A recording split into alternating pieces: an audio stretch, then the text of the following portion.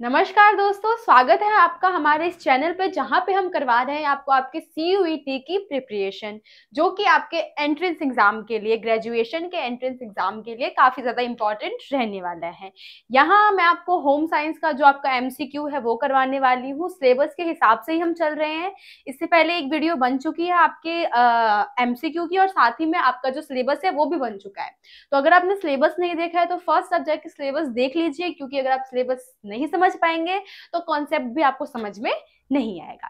ठीक है, तो यहाँ पे हम जो है इसको स्टार्ट करते हैं और देखते हैं कुछ क्वेश्चंस को, जो कि किस तरह के क्वेश्चन हमारे जो एग्जाम है उसको उसमें हमें देखने को मिल सकते हैं। वो सारी चीजें हम यहाँ पे देखेंगे। यहाँ कुछ क्वेश्चंस है, मैं आपको स्टार्टिंग में ही बता दे रही हूँ। जो डेट वाले क्वेश्चंस होंगे वो मैं आपको क्या करूंगी, आप लोगों को वो खुद बताने हो आंसर। ठीक है, कमेंट में आपको बताने हैं। इससे पहले भी मैंने एक दो क्वेश्चन जो पिछली वीडियो थी उसमें मैंने क्वेश्चन बोले थे आपको बताने के लिए, कुछ बच्चों ने उस पर रिस्पॉन्स भी किया है। अब मैं चाहूंगी कि इस वीडियो पे भी जो डेट वाले क्वेश्चन है उस पर आप रिस्पॉन्स करो, ताकि क्या है, आप डेट खुद से निकालोगे तो आपको क्या है वो चीज याद रहेगी, उसको आप भूलोगे नहीं।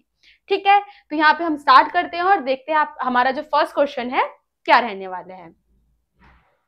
तो यहाँ हमारा जो फर्स्ट क्वेश्चन है क्या है, डिजाइन का मुख्य तत्व क्या है। हमारा जो डिजाइन है उसके जो मुख्य तत्व है वो हमें बताने हैं। क्या क्या दे रखा है, अनुपात, आवर्तिता, रंग, संतुलन। वैसे अगर आपने ये पढ़ा है तो ठीक है, आपको पता चल जाएगा आंसर। क्योंकि मैंने इसको देखा तो थोड़ी कंफ्यूजन हो रही है, क्योंकि इसमें जो अनुपात है, संतुलन और रंग, इनमें से मुझे थोड़ी कंफ्यूजन है। लेकिन जो मोस्टली मैं यहाँ बताऊं आपको कि कौन सा यहाँ सुटेबल हो रहा है, सबसे ज्यादा यहाँ पे सही लग रहा है, तो वो हमारा रंग है।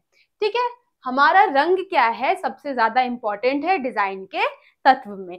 बाकी आपको कोई और आंसर लगता है तो यहाँ कोई दिक्कत नहीं है, आप लोग मुझे भी करेक्ट कर सकते हो। कहीं अगर मैं गलत हूं तो आप कमेंट करके बताइए, लेकिन आपको एक जो वैलिड पॉइंट होगा वो बताना पड़ेगा कि इस वजह से इसका सही आंसर ये होगा, ताकि आपको वो क्वेश्चन भी याद रहे, याद हो जाए। ठीक है, तो ऐसा नहीं है कि अगर मैं कोई गलत बता दूं तो आप उस पर रिप्लाई ना करो, जरूर रिप्लाई करो, बताओ, ताकि मुझे भी पता चले कि कहाँ कहाँ मैं गलती कर रही हूँ।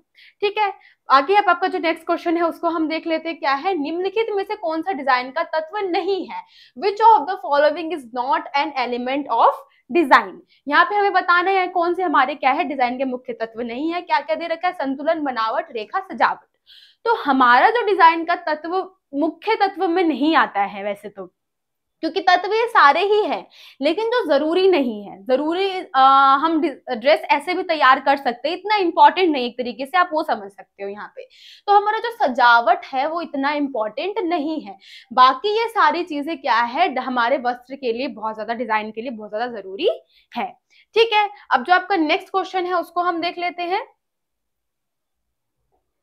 निम्नलिखित में से प्राथमिक रंग कौन सा है। आपको पता है प्राथमिक रंग, आपने पढ़ा होगा 12th में या 11th क्लास में ही है शायद, इन दोनों में से किसी एक में है। आपने ये पढ़ा होगा कि निम्न में से प्राथमिक, हमारे जो प्राथमिक रंग है वो कौन कौन से होते हैं। क्या है, बैंगनी, हरा, नारंगी और लाल। तो यहाँ पे हमारा जो प्राथमिक रंग होगा लाल होगा, क्योंकि हमारे जो प्राथमिक रंग होते हैं कौन कौन से होते हैं हमारे प्राथमिक रंग, तो इसको याद कर लीजिए। आपका लाल होता है, पीला होता है और नीला जो है वो होता है। तो ये तीनों क्या है, आपके प्राथमिक रंग होते हैं। तो आई होप आपसे पूछे अगर लाल ऑप्शन में ना हो तो पीला या फिर नीला, इनमें से कोई आप आंसर लगा सकते हो। ठीक है, नेक्स्ट क्वेश्चन अब जो है वो हम देख लेते हैं। निम्न में से किस रंग का मान अधिकतम होगा। Which of the following colours has the maximum value. कौन सा होगा जो सबसे ज्यादा मतलब इफेक्ट डालेगा नजर के ऊपर, वो हमें बताना है। लाल है, सफेद है, धूसर है, काला है। तो सबसे ज्यादा यहाँ पे जिसका अधिकतम मान होगा वो सफेद का होगा। ठीक है, सफेद क्या है, एक अलग सा रिफ्लेक्शन जो है वो डाल देगा कलर के ऊपर। तो सबसे ज्यादा अधिक मान किसका होगा, हमारा व्हाइट का होगा। ठीक है, तो आई होप आपको ये क्वेश्चन में समझ में आ गया होगा। नेक्स्ट यहाँ क्या है, विषम रंग योजना कितने प्रकार की होती है, हमें ये बताना है। हमारा जो विषम रंग योजना है वो हमारे कितने प्रकार की होती है, हमें ये बताना है। तो हमारी विषम रंग योजना जो है वो 4 प्रकार की होती है। आप मुझे बताओगे कमेंट करके कि वो 4 प्रकार कौन से होते हैं। ठीक है, अब जो नेक्स्ट क्वेश्चन है उसको हम देख लेते हैं। निम्न में से किस सामग्री में बुनावट का निर्धारण करने वाले कारक है। हमारे जो है ये जो सामग्री यहाँ पर दे रखी है, बुनावट का निर्धारण कौन करता है, इनमें से हमें ये बताना है। बुनावट जो है ये किससे बनी हुई है, इनमें से वो हमें बताना है। तो वस्त्र निर्माण तकनीक है, रेशा है, धागे का प्रकार या फिर ये सभी।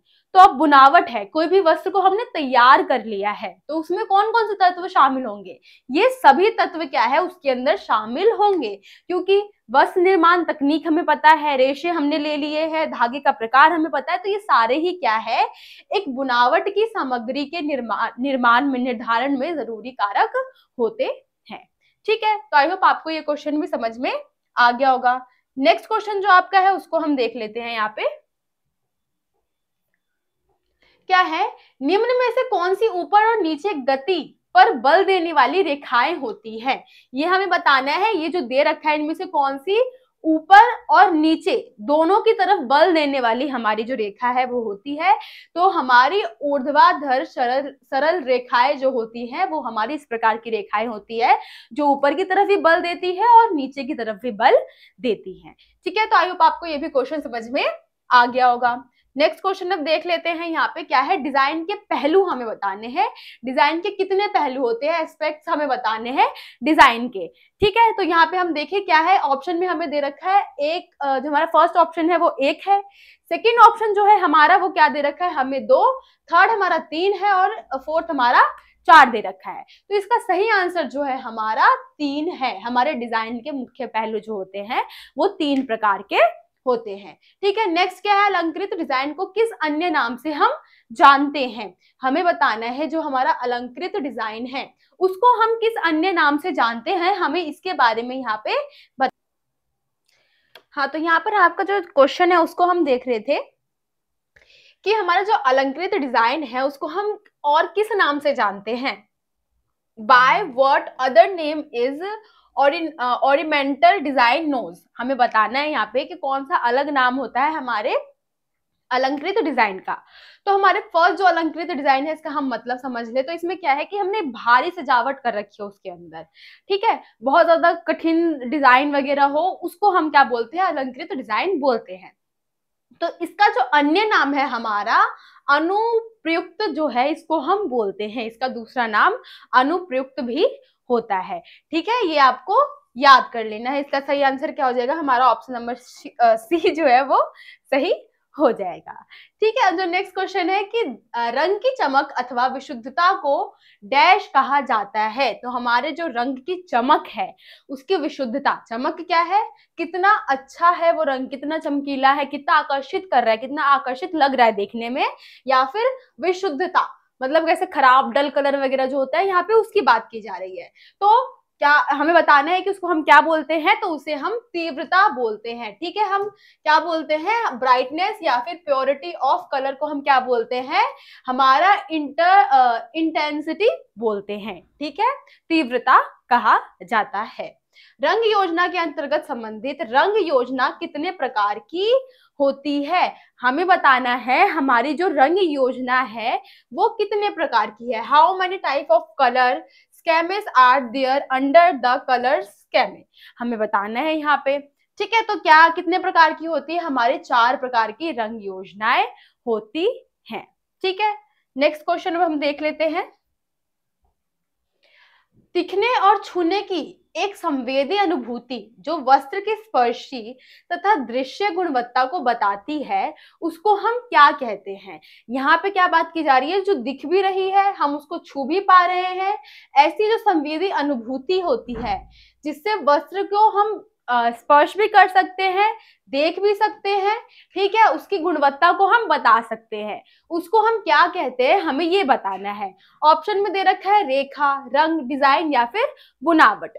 ठीक है, sensory perception of sight and touch which described the tactile and visual quality of fabric is called, हमें बताना है यहाँ पे ऐसी कोई भी चीज जिसको हम छू रहे हैं, वस्त्र से रिलेटेड जिसको हम छू भी सकते हैं, देख भी सकते हैं, एक स्पर्श जो है हमें अनुभूति होती है, तो उसको हम क्या बोलते हैं, तो उसे हम बुनावट बोलते हैं। ठीक है, बुनावट ही, टेक्सचर ही हमारी एक ऐसी मतलब प्रक्रिया होती है जब अंत में बन के तैयार हो जाता है तो उसको हम फील कर सकते हैं। जैसे ये वस्त्र है, इसको मैं छू सकती हूँ, महसूस कर सकती हूँ, देख सकती हूँ, तो यही हमारा यहाँ पे बुनावट जो है आंसर हो जाएगा।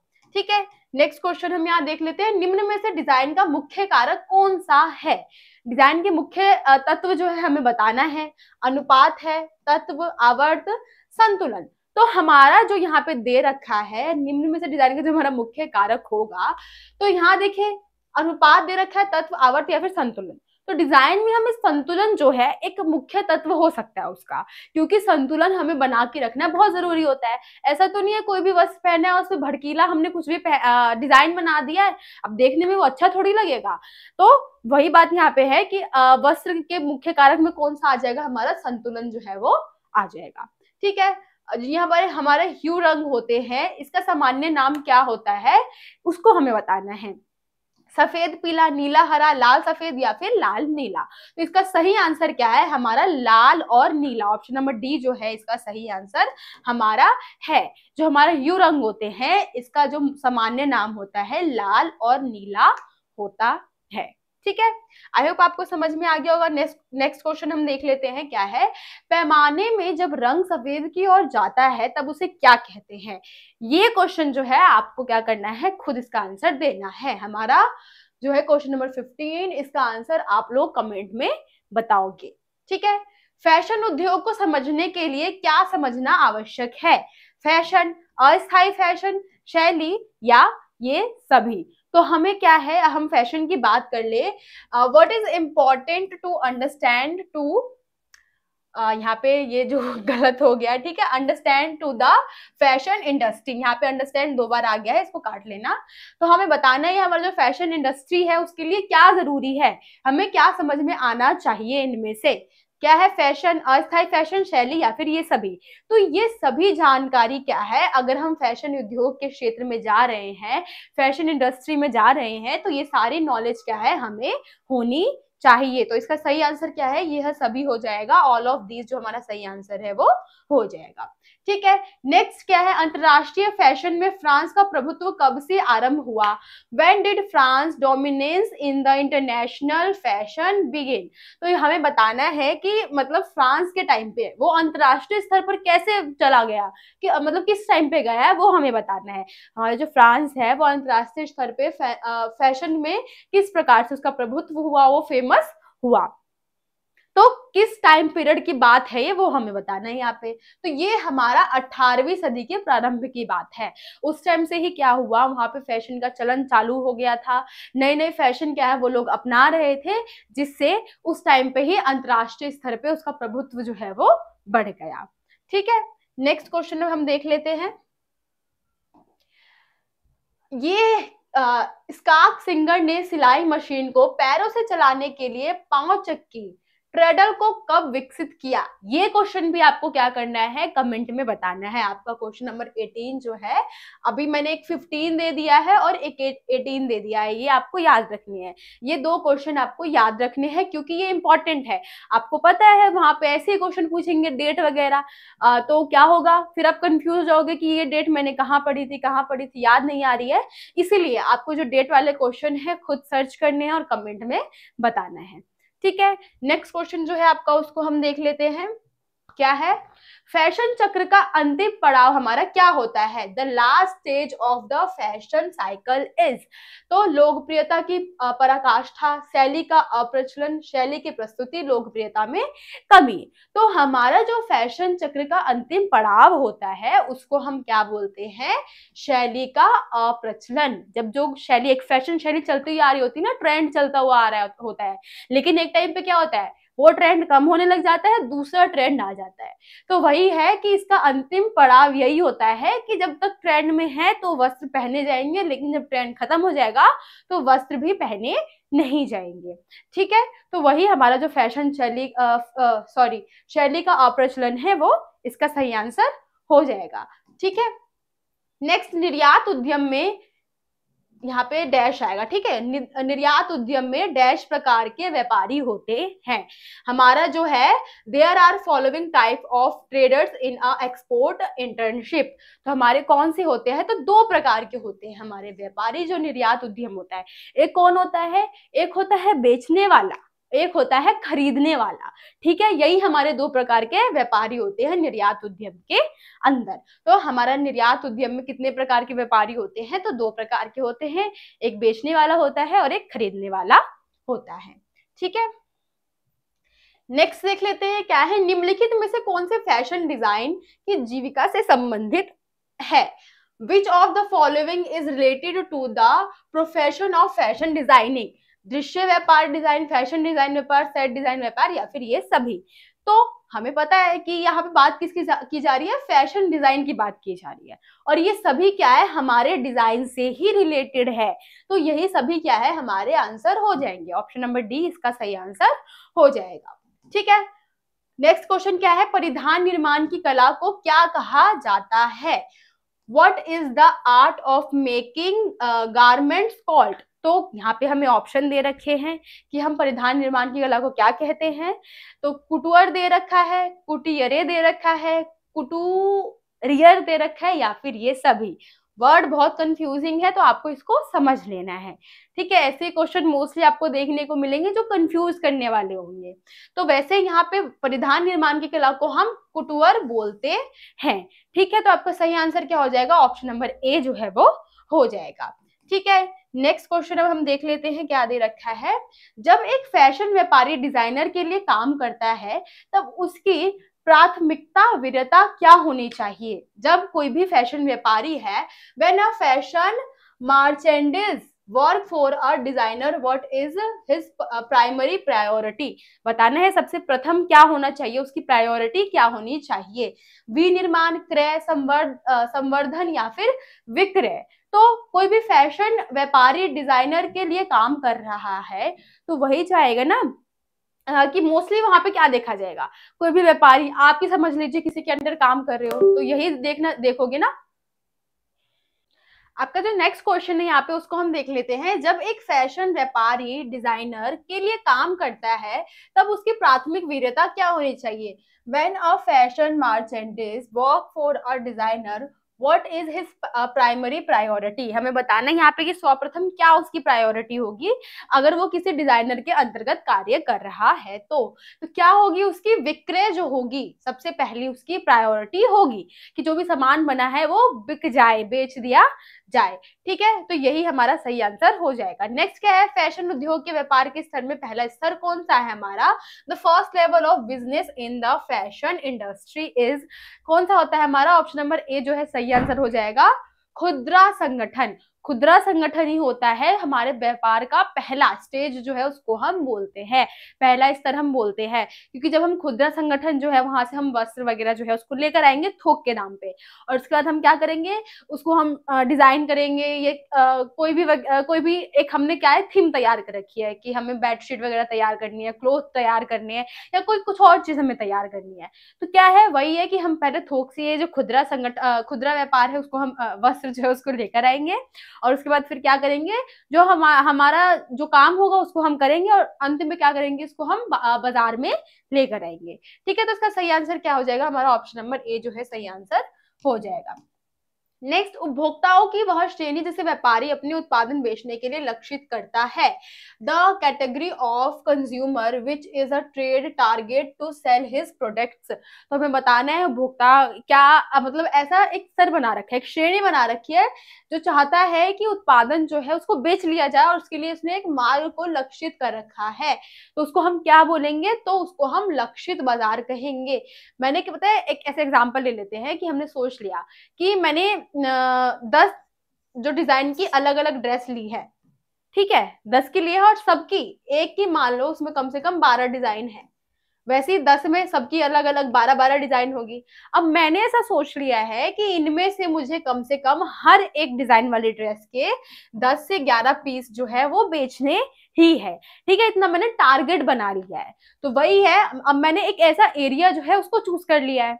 यहाँ पे मैंने एक ऐसा एरिया चूज कर लिया है जहाँ पे लोगों की आवाजाही क्या है, बहुत ज्यादा है, और मुझे ऐसा लगता है कि इस स्थान पे अगर मैंने दुकान खोली तो क्या होगा कि लोग आएंगे और इस सब चीजों को देखेंगे और लेकर जाएंगे। तो एक लक्ष्य मैंने क्या किया है, फिक्स कर लिया, एक टारगेट जो है वो मैंने बना लिया है। तो वही हमारा लक्षित बाजार जो है वो हो जाएगा।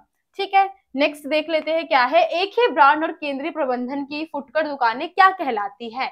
तो हमारी एक ही जो ब्रांड की और केंद्रीय प्रबंधन की फुटकर दुकानें हमारी क्या कहलाएगी, स्टोर श्रृंखला कहलाएगी। स्टोर की श्रृंखला जहाँ पे क्या है, एक ही ब्रांड के सामान जो है वो मिल रहे हैं। ठीक, नेक्स्ट क्या है, फैशन डिजाइनर एवं व्यापार में निम्न में से किसे सम्मिलित किया जाता है, बाजार, नियोजन, फैशन या शैली। हमें यहाँ पे बताना है कि हमारा जो बाजार है उसको हम इनमें से किसमें विभाजित करते हैं। ठीक है, तो ये जो क्वेश्चन है ये भी आपको क्या करना है, कमेंट में इसका आंसर जो है वो बताना है। अभी तक 3 क्वेश्चन मैं आपको दे चुकी हूँ जिसके आंसर आपको कमेंट में बताने हैं। कोशिश करूंगी कम से कम 5 क्वेश्चन, 5 से 6 क्वेश्चन आपको दूं जो कि आप कमेंट में बताएं।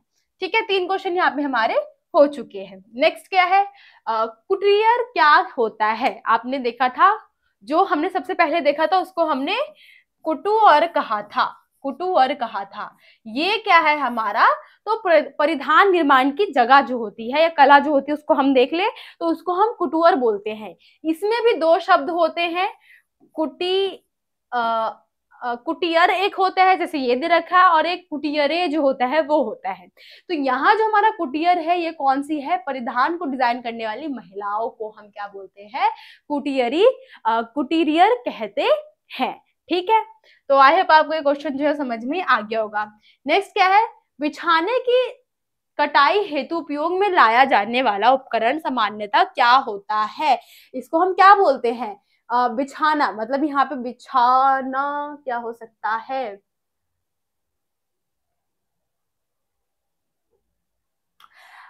कोई ऐसी चीज ही है जिसको हम यूज करते हैं, उसके लिए यहाँ पे पूछा गया है हमसे कि उसकी कटाई के लिए हम कौन सी चीजों का यूज जो है वो करते हैं, यांत्रिक या फिर अयांत्रिक, केवल बी, और ए और बी दोनों। तो ये जो उपकरण होते हैं हमारे इसके लिए, कटाई के लिए, इसका क्या है, एक मेन वर्ड जो है आप देख लीजिएगा, यहाँ पे मैं बता देती हूँ या फिर मैं जो नेक्स्ट वीडियो बनाऊंगी उसमें आपको बता दूंगी। एज इट इज मेरे को अभी वर्ड वो याद नहीं आ रहा सेम क्या होगा इसका, लेकिन इसका जो उपकरण होगा हमारा यांत्रिक और अयांत्रिक दोनों ही होगा। तो क्या है इसका आंसर, ए और बी दोनों हो जाएगा। ऑप्शन नंबर डी हमारा इसका सही होगा। बाकी इसका एग्जैक्ट वर्ड एक बार आप मेरे को कमेंट में बताइएगा अगर आपको देखने को मिले तो, वरना मैं नेक्स्ट वीडियो में आपको बता दूंगी। ठीक है, नेक्स्ट क्वेश्चन हम यहाँ पे देख लेते हैं क्या है, उत्पादन की गुणवत्ता किस प्रकार सुनिश्चित की जाती है, काम की उचित प्रक्रिया को अपनाकर, उपयुक्त मशीनों का चयन और प्रयोग, जनशक्ति का प्रशिक्षण, या फिर उपरोक्त सभी।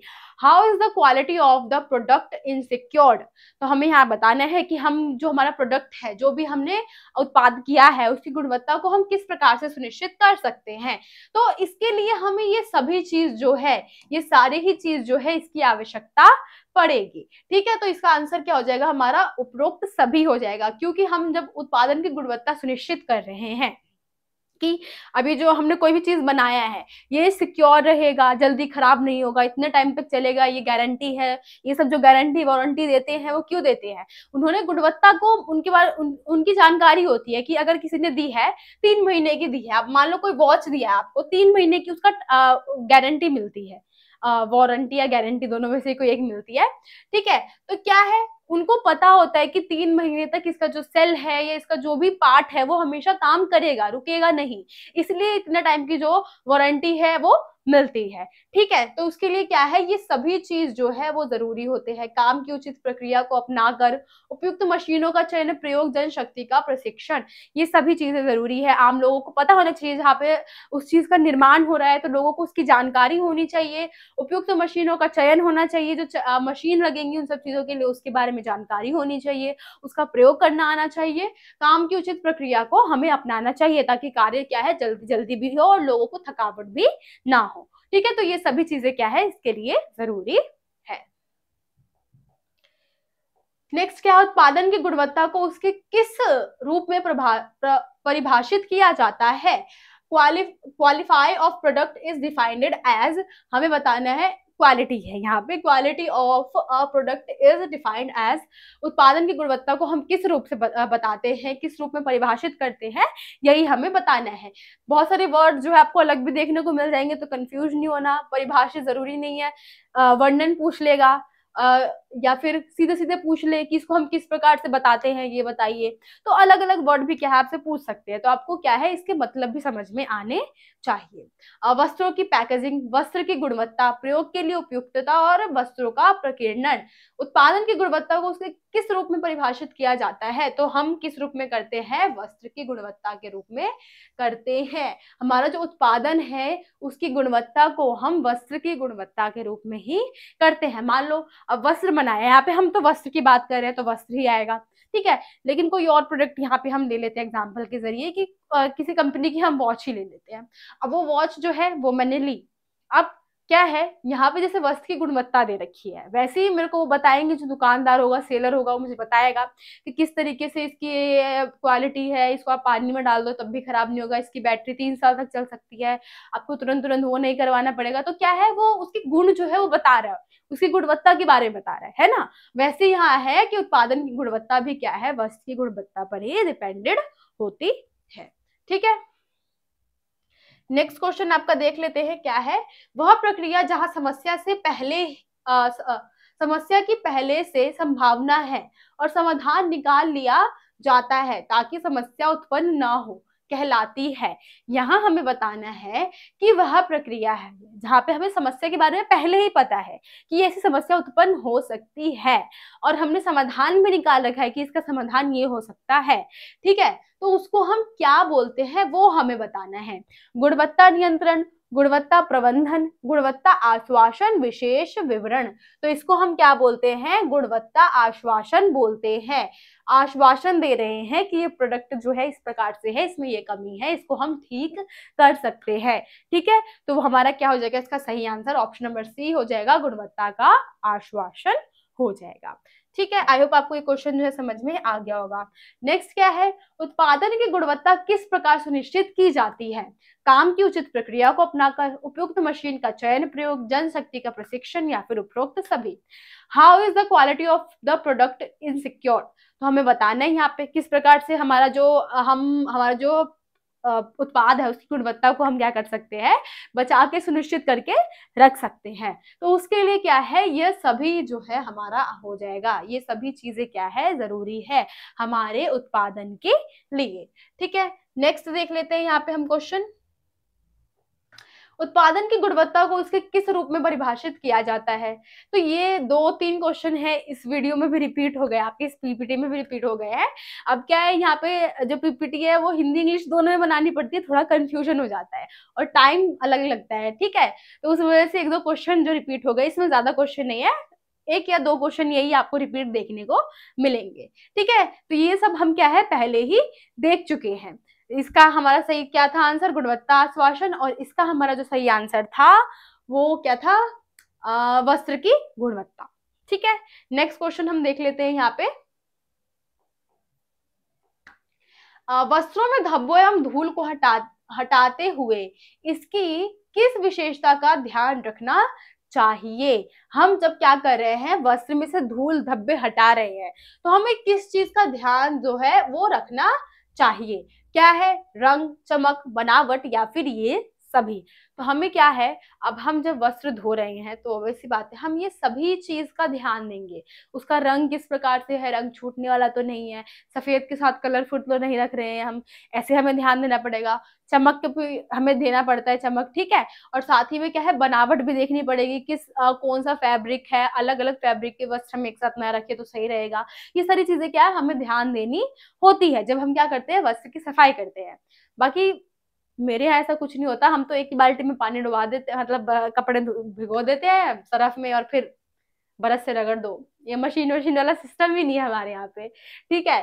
तो क्या है, यही है कि हमें बताना है यहाँ पे कि जो वस्त्र जो है उसको हम धूल हटाने के लिए या गंदगी हटाने के लिए हमें किन बातों पर फोकस करना चाहिए। तो ये सभी बातों पे हमें ध्यान देना पड़ेगा। धुलाई की मशीनों के लिए कितने प्रकार के मॉडल उपलब्ध हैं। अभी पुराने टाइम की हम बात करें तो पुराने टाइम पे इसके 3 प्रकार के मॉडल थे, लेकिन अभी हम बात कर ले तो इसके 4 प्रकार के मॉडल हमें देखने को मिलते हैं, जो कि अलग अलग तरीके के नाम होते हैं उनके। नाम भी मुझे ठीक से याद नहीं आ रहा। एक क्या होता है, इस प्रकार से हम मशीन की बात कर लेते हैं, ठीक है, ऐसी मशीन है कोई सी भी। एक जो हमारा होता है वो ऊपर से खुलने वाला होता है, ठीक है, जहां पे हम इसको ऊपर से खोलते हैं, तो इसको हम फर्स्ट मान लेते हैं। दूसरा क्या होता है, जो सामने से खुलता है, ठीक है, सामने से हम वस्त्र वगैरह जो रखते हैं। फिर तीसरा क्या होता है हमारा, हाफ ऑटोमेटिक होता है हमारा। हाफ ऑटोमेटिक होता है जो कि हमें कुछ काम क्या है खुद से उसमें करने पड़ते हैं। ये जो दो तरीके होते हैं, यहाँ से वस्त्र डालने वाला, यहाँ से वस्त्र डालने वाला, इसमें हमें मोस्टली काम खुद से करने पड़ते हैं, ज्यादातर काम जो होते हैं। लेकिन जो हमारा थर्ड है, हाफ ऑटोमेटिक है, उसमें हमें कम से कम काम करना पड़ता है। लेकिन अब क्या है, जो फोर्थ आ चुका है वो फुल्ली ऑटोमेटिक है। उसमें क्या है, सारे काम खुद से ही हो जाते हैं, हमें बस वस्त्र रखना पड़ता है। बाकी वस्त्र धोने से लेकर, पानी निष्कासन से लेकर, सरफ वगैरह होने से लेकर, उसमें पहले से ही एक यहाँ पे जगह दी जाती है जहाँ पे आप क्या कर सकते हो, सारे जो डिटर्जेंट वगैरह उसको रख सकते हैं। अब ये मशीन को जब आप चालू कर दोगे तो ये सारे काम क्या है खुद से करना चालू कर देगा। वस्त्र यहाँ धोएगा भी और साथ ही में जो पानी है उसको भी बाहर निकाल देगा, ठीक है। तो यहाँ पे सारे ही काम हो जाते हैं। अब तो नए नए आ चुके हैं इस प्रकार से कि जो कपड़े भी है वो पूरी तरीके से निचुड़ के बाहर आ जाते हैं, है ना। तो ये क्या है, हमारे चार प्रकार के जो वॉशिंग मशीन है या वस्त्र धोने की धुलाई मशीन जो है, इसके चार प्रकार के मॉडल हमारे देखने को मिलते हैं, ठीक है। नेक्स्ट अब देख लेते हैं, वस्त्रों की धुलाई कला के क्षेत्र में किस तरह की निपुणता की आवश्यकता होती है। सौंदर्य परक, रुचिगत परिणाम, सुसज्जित वस्त्र होगा यहाँ पे, ठीक है। रंगाई एवं कढ़ाई, देख रेख व रख रखाव। तो क्या है, जब हम वस्त्र की धुलाई कला के क्षेत्र में हैं तो हमारे अंदर ये गुण होना चाहिए कि हमें सौंदर्य परक, रुचिकर परिणाम पता हो, इसके बारे में हमें पता हो, हमें सौंदर्य परक क्या है उसके बारे में जानकारी हो, वस्त्र वगैरह के बारे में हमें उसके बारे में पता हो, किस प्रकार का वस्त्र है, किस प्रकार का नहीं है, कौन से वस्त्र को साथ में रखना चाहिए, कौन से वस्त्र को नहीं रखना चाहिए। तो इन सब की जानकारी क्या है हमें होनी चाहिए, ठीक है। नेक्स्ट क्या है, सर्वप्रथम स्वचालित मशीन में किस तरह की प्रक्रिया की जाती थी, की जाती है। तो ये क्वेश्चन भी क्या है आपको खुद से करना है। अब यहाँ आपके 4 क्वेश्चन टोटल हो चुके हैं जो कि आपको कमेंट में बताने हैं, ठीक है। अब नेक्स्ट क्वेश्चन जो है उसको हम देख लेते हैं। किस विधि को ऊपर से कपड़े डालने वाली मशीन में प्रयोग में लाया जाता है। यहाँ पे हमें बताना है कि कौन सी मशीन है जिसमें, जैसे हमने ये मशीन देखी थी, ठीक है, तो ये कौन सी मशीन है जिसपे हमको जो वस्त्र है ऊपर से डालना पड़ता है। तो ये हमारे स्पंदन जो है इसका सही आंसर हो जाएगा। स्पंदन विधि के टाइम पे हम क्या करते हैं, जो वस्त्र है उसको हम ऊपर से डालते हैं, ठीक है। कपड़ों को सुखाने के लिए डैश का प्रयोग, यहाँ पे डैश आएगा, ठीक है, का प्रयोग किया जाता है। कपड़ों को सुखाने के लिए हम किसका प्रयोग करते हैं, गीले वस्त्र है, हमें जल्दी सुखाने हैं तो हम किसका प्रयोग करेंगे, ड्रायर है, रंग शोधक है, धुलाई मशीन या फिर इस्त्री। तो गीले कपड़े पे हम इस्त्री तो चलाएंगे नहीं, धुलाई मशीन तो सूखने में काम आएगी नहीं, धोने में काम आएगी। रंग शोधक तो मुझे पता नहीं है, रंग शोधक यहाँ पे बता रखा है कलर रिमूवर, तो इसकी भी कोई जरूरत नहीं है गीले वस्त्रों में, है ना। तो इसका सही आंसर क्या है, हमारा ड्रायर हो जाएगा। ड्रायर हमारा सही आंसर हो जाएगा क्योंकि अब क्या है, ड्रायर से गर्म हवा बाहर आती है, अब हम उसको सुखाएंगे तो जब गर्म हवा वस्त्र में लगेगी तो क्या है, पानी धीरे धीरे सूखना चालू हो जाएगा, ठीक है। तो आई होप आपको ये भी क्वेश्चन जो है वो समझ में आ गया होगा। नेक्स्ट क्या है, कपड़ों के उचित ताप के समायोजन के लिए विद्युत स्त्रियों में क्या बना रहना चाहिए। यहाँ पे स्त्री की बात हो रही है, ठीक है, स्त्री की बात नहीं हो रही है, वाली स्त्री की बात हो रही है कि कपड़ों के उचित ताप के समायोजन के लिए विद्युत स्त्री में हमें कौन कौन से जो कारक है वो बने रहने चाहिए इसके अंदर, वो हमें बताना है। क्या है, स्त्रियों के भीतर की ताप स्थायी रहे, स्त्रियों के भीतर की ऊष्मा, स्त्रियों की ऊष्मा का प्रवाह गति, या फिर इनमें से कोई नहीं। तो वैसे तो यहाँ देखे तो ये सारे ही सही लग रहे हैं, ठीक है, लेकिन इसका जो सबसे सटीक आंसर होगा वो हमारा ऑप्शन नंबर सी हो जाएगा कि स्त्री जो होती है उसकी ऊष्मा एक ही गति में बाहर आए, तभी क्या है, जब समान गति में बाहर आएगी तो क्या है, समान रूप से जो वस्त्र है वो प्रेस हो पाएगा, ठीक है। तो इसका सही आंसर हमारा ऑप्शन नंबर सी जो है वो हो जाएगा। नेक्स्ट क्या है, धुलाई के लिए शहरों एवं नगरों में विशिष्ट डैश वाले जीविष्ट स्थानों के प्रयोग को क्या कहते हैं। यहाँ पे डैश आएगा, ठीक है, इस जगह पे डैश आएगा, डैश यहाँ पे लगानी है, जिस वजह से क्वेश्चन में मुझे खुद कंफ्यूजन हो जा रही है कि धुलाई के लिए हमें क्या करना है, बताना है कि ऐसे नगर या फिर शहर है जहाँ पे हम क्या है ऐसे स्थल खोल के रखे हुए, स्थल खुले हुए हैं जहाँ पे हम अपने वस्त्र जो है धोने के लिए देते हैं, तो उस स्थान को हम क्या कहते हैं वो हमें बताना है। क्या है? धोबी स्थल, धोबी घाट, धोबी केंद्र, धोबी निरीक्षण कक्ष। तो क्या हो जाएगा हमारा, इसका धोबी घाट जो है वो हो जाएगा। आपने ये सुना भी होगा धोबी घाट के बारे में। एक बड़ा सा स्थान होता है जहाँ पे क्या है हम वस्त्र धोने के लिए देते हैं, धुलाई वगैरह वस्त्र की होती है। बहुत जगह सिस्टम चेंज हो गया तो इस्त्री वगैरह भी हो जाती है, तो सब करके क्या है वस्त्र वापस हमारे पास आ जाती है। ठीक है, तो उसको हम क्या बोलते हैं, धोबी घाट जो है वो कहते हैं। ठीक, नेक्स्ट क्वेश्चन हम देख लेते हैं क्या है। होटल के डैश क्षेत्र में वस्त्रों की देखभाल एवं रख रखाव किया जाता है। आतिथ्य सत्कार, सेवा भाव, निजी क्षेत्र, महत्वपूर्ण सुरक्षा। तो हमें बताना है कि होटल का जो क्षेत्र है उसमें हम जो वस्त्रों की देखभाल रख रखाव है उसको क्यों करते हैं, मोटिव क्या है उसको करने का। तो वैसे तो हम मोटिव देखें तो यही है कि आतिथ्य सत्कार हो। अब आतिथ्य आएंगे तो क्या है, जब साफ सफाई देखेंगे तो उनको भी अच्छा लगेगा, वो और लोगों को बताएंगे उसके बारे में, है ना। या फिर हम सेवा भाव भी देखें तो ये भी हो सकता है, या फिर महत्वपूर्ण सुरक्षा जो है ये भी हो सकता है हमारा। अब ऐसे में ही आप क्या है कंफ्यूज होने लग जाओगे कि हो तो सकता है महत्वपूर्ण सुरक्षा, सुरक्षा भी जरूरी है सफाई स्वच्छता को देखते हुए, है ना। तो इसका लेकिन सही आंसर क्या होगा, सटीक आंसर क्या होगा हमारा, आतिथ्य सत्कार होगा। ये दोनों भी ठीक है, अगर ऑप्शन में उपरोक्त सभी होता तो ये सभी सही होते। लेकिन ऐसे क्वेश्चन में आपको क्या करना है जहां आपको तीन या चारों ही ठीक लगे, वहां पे जो सबसे ज्यादा सही आपको लगे कि उस वक्त, हाँ उस वक्त क्या है कि यही वर्ड जो है इसके लिए बना हुआ है, तो आपको वही वर्ड यूज करना है वहां पे। ऐसे नहीं है कि आप तो बस सोच लिए कि ये भी सही है, ये भी सही है, ये भी सही है, अब मैं लगाऊं क्या, और एक ही क्वेश्चन में आपने लगा दिए 5 से 10 मिनट। ऐसे नहीं करना है। अगर समझ में नहीं आ रहा है तो नेक्स्ट क्वेश्चन देख लो, अगर आ रहा है आप कर सकते हो कि हाँ मेरे को पता है कि इसके लिए एग्जैक्ट वर्ड जो है आतिथ्य सत्कार आएगा, तो मुझे यही लगाना है। ठीक है, इस तरीके से आपको जो है ऐसे क्वेश्चन को अटेम्प्ट करना है। एक ही क्वेश्चन पर टाइम वेस्ट नहीं करना है, क्योंकि आपको पता है टाइम कम होता है, तो क्वेश्चन जो है वो थोड़े डिफिकल्ट ही आएंगे, क्योंकि ये बड़े लेवल का एग्जाम है। तो आपको क्या करना है, ध्यान देना है, टाइम के ऊपर भी ध्यान देना है, और जो आपका स्पीड है उस पर भी ध्यान देना है। लेकिन ऐसा भी नहीं है कि आप हड़बड़ा जाओ, और हड़बड़ी में गड़बड़ी हो जाती है, आप लोगों को पता है, तो ज्यादा हड़बड़ाना भी नहीं है। ठीक है, सामान्यतः धुलाई प्रबंधन पाठ्यक्रम किस कार्यक्रम के तहत होते हैं। तो क्या है हमें बताना है कि जो हमारा सामान्यतः धुलाई प्रबंधन पाठ्यक्रम है किस कार्यक्रम के दौरान होता है। ये हमें बताना है कि जो हम ये कार्य जो है इसका जो काम है धुलाई प्रबंधन का, सामान्यतः धुलाई प्रबंधन का जो काम है हम सीखते हैं। ठीक है, अब होटल वगैरह में आपको ऐसे तो मिल जाएगा, कोई भी काम नहीं मिलने वाला। अगर आप बड़े लेवल पे करना चाहते हो तो उसके लिए वो डिग्री मांगेगा। तो वही है कि जो धुलाई प्रबंधन पाठ्यक्रम है वो हमें बताना है इस क्षेत्र के लिए, सिर्फ धुलाई के लिए वो कितने टाइम का होता है।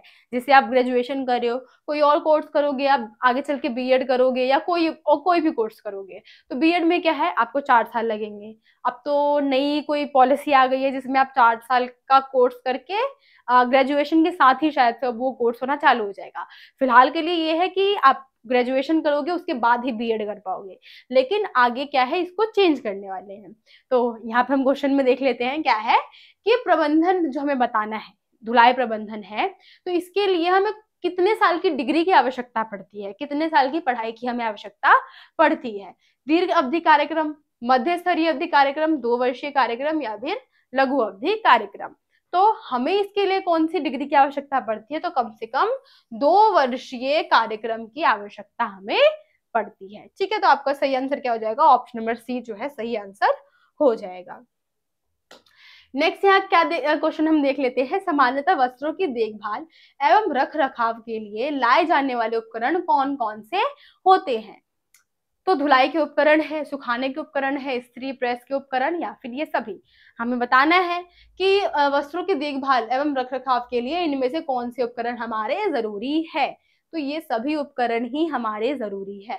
धुलाई के उपकरण भी जरूरी है, सुखाने के उपकरण भी जरूरी है, और इस्त्री प्रेस के उपकरण भी जरूरी है। तो ये सभी हमारे क्या है, सही हो जाएंगे। ठीक है।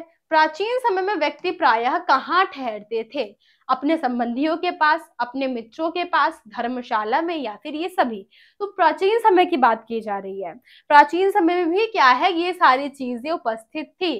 कोई भी व्यक्ति है जो यात्रा करता था, तो या तो वो अपने संबंधियों के यहाँ रुकता था, या फिर अपने मित्रों के यहाँ, फिर धर्मशाला में।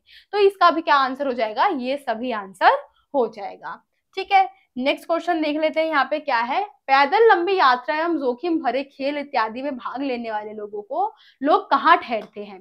पैदल लंबी यात्रा कर रहे हैं या फिर जोखिम भरे खेल इत्यादि में भाग ले रहे हैं, तो वो लोग कहाँ ठहरते हैं वो हमें बताना है।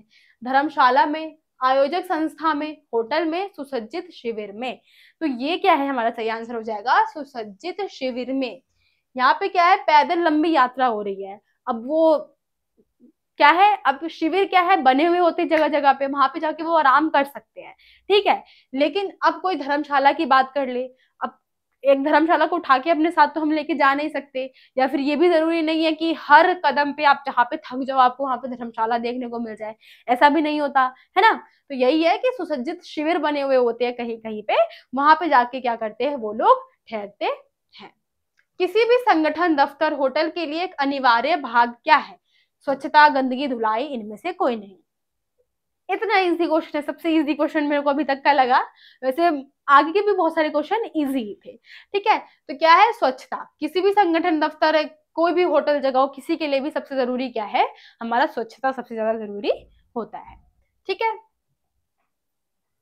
नेक्स्ट क्वेश्चन, एक संगठन के आतिथ्य प्रबंधन में सम्मिलित विभाग कौन सा है? प्रमुख कार्यालय, गृह व्यवस्था विभाग, सहायक सेवा विभाग, या फिर ये सभी? तो ये आपका लास्ट क्वेश्चन और आपका 5वां क्वेश्चन रहने वाला है, जो कि आपको कमेंट में बताना है। ठीक है, आई होप आपको सारे क्वेश्चन समझ में आ गए होंगे, सभी क्वेश्चन आपको इजी भी लगे होंगे। कुछ क्वेश्चन जो मैंने आपको दिए हैं खुद से करने के लिए, प्लीज जरूर कीजिएगा, क्योंकि डेट वगैरह आपको बहुत जरूरी है याद करने की। तो आपको अगर एक्सप्लेन करने का तरीका अच्छा लगा हो तो कमेंट करके बताइएगा, और कहीं कोई कमी लगी हो तब भी आप कमेंट करके बता सकते हो। मिलते हैं आपसे अगली वीडियो में, जब तक के लिए थैंक यू।